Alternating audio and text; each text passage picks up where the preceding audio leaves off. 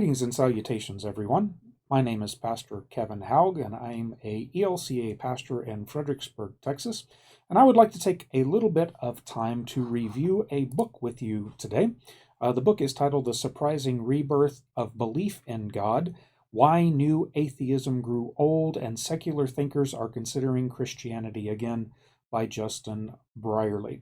This is a very new book, and I ended up purchasing it just a couple of weeks ago. I had it on pre-order from Amazon and downloaded it, blew through it in about 3 or 4 days. It is not a long read at all, but I think it is very, very worth your while to consider and read, given the subject and what Justin is considering. Now, Justin is the premier person in the podcast Unbelievable, which you can find on YouTube. Just do a search, Premier Unbelievable. And what he does is put together people from various walks of life and have them talk to one another. So he will put together a theologian, an apologist, with an atheist. He will put together a biblical scholar who supports, all of Christianity alongside a Bart Ehrman.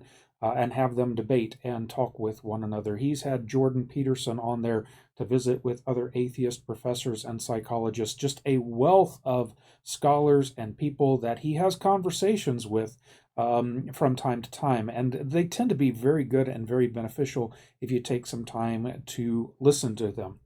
But what he noticed happening over the years was kind of a sea change within his podcast. And he noticed that whereas he used to get these very militant atheists who were, absolutely attacking Christianity and having them sit down with apologists and what have you, there was a change. He was no longer able to get such vehement atheists and attackers of the Christian faith. He started seeing that many secular scholars and atheists, even agnostics, were becoming more and more sympathetic to Christianity and its claims.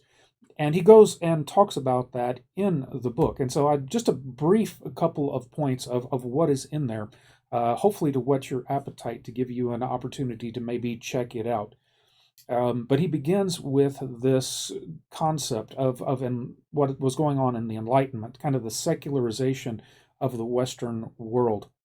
And he called it a long withdrawing roar of the sea of faith, as if the tide of faith was going out and leaving, and it was being replaced by secularism. We could even call it postmodernism. And in that void, there was a new cultural zeitgeist, which tried to tell us what would bring us meaning and fulfillment.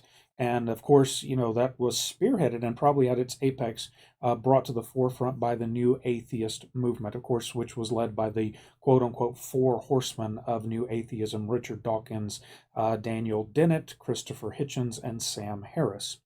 And again, Brierly would say that, during its heyday, these folks were, vociferously attacking the Christian faith. But the new atheist movement imploded. And Brierly goes through this, and he begins raising some of the reasons why. And among them, please read for yourself, but among them is they failed to give a consistent, cogent understanding of why we're here: meaning, purpose, reality. And Brierly argues that throughout culture, this is going on.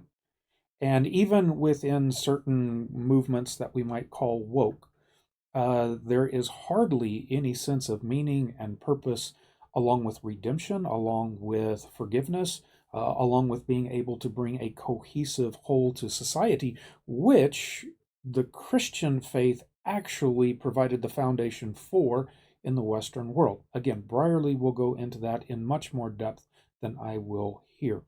But he brings that to the forefront as he talks about the failure of the new atheist movement and the change in the tenor of what went on his podcast. Suddenly, there were people who were coming to a different realization about culture. And this was due in no small part to the church rediscovering its intellectualism and its understanding of defending the faith, of being able to reasonably talk about the events of the life, death, and resurrection of Jesus, scientific discoveries which helped us understand that the universe is much more complex and much more funky than we ever thought or imagined. Going through little things like the fine tuning of the universe, the understanding and uh, tongue is failing, the complex nature of DNA and how DNA is an information and code. So, how did this code come to be within biology? All of these things have just lit a fire under certain people, and it's made them question um, the new atheist or the movement that says, well, we don't need God to explain things, because there are certain things that are actually pointing us right towards God within creation. Of course, this is nothing new for those of us who are Christians, because we believe that the heavens declare God's handiwork. But it's very interesting that many secular scientists are now coming to that same conclusion based on their studies of cosmology, based on their understanding of biology and other factors.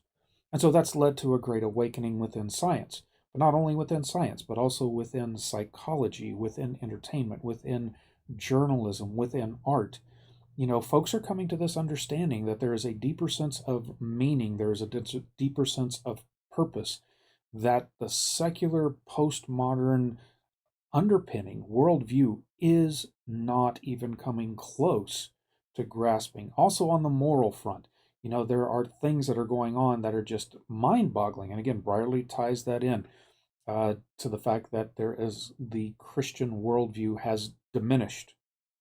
And again, he brings in various scholars and talks about that throughout the book. So, long and short of it, he begins introducing us to some of these thinkers. He begins introducing us to some scientists, psychologists, folks who were in journalists.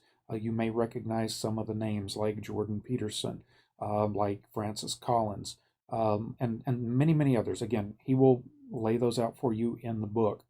And he shows how, and some of the reasons they have come to a higher appreciation of Christianity and the Christian culture.